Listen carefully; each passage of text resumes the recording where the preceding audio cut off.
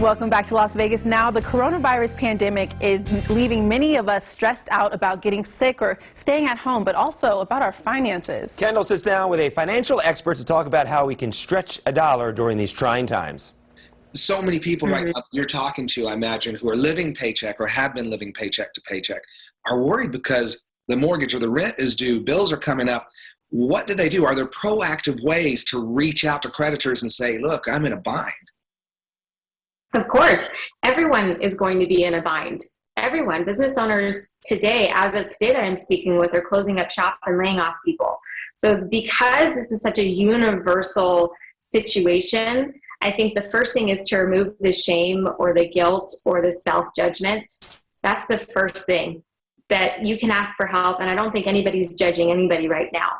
The second thing is that credit card companies right now are communicating proactively. Loan companies are communicating proactively to say, hey, we're here. Not everybody knows exactly what that's going to look like, but for me, that gives me hope that when you are in a pickle, for anyone watching this, and they don't know how they're going to pay rent or mortgage, that there is going to be some compassion, empathy, and leeway, although specifically we don't exactly know what that's going to look like. So by prioritizing, understanding what's going out next, that will also help you prioritize and understand what you can afford to pay coming up and what you can't. And I think that's a good first step, to look and prioritize your bills that are going out, understand what you can pay. If you can't pay those things, asking for a window or leniency, I think, is definitely within reason.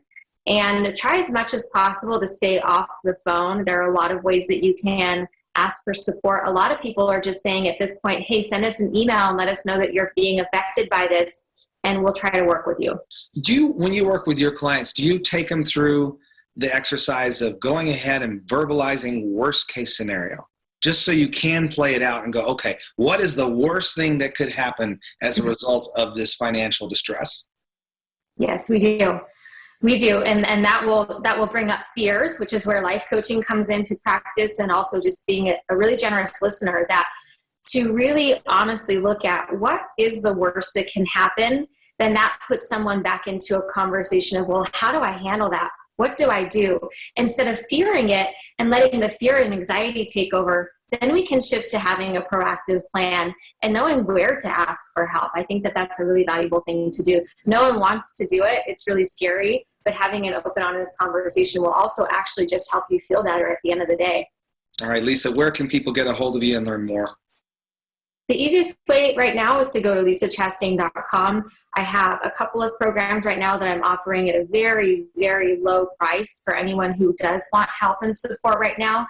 You can also go to my Facebook page, which is facebook.com/Lisa_Chastain4. And I am offering webinars all next week, free webinars with tips and some free tools. So anybody who's looking to get a hold on their finances, I'll take them through easy, simple ways that they can do that starting today. All right. Appreciate it very much. Thanks for joining us. Thanks for having me.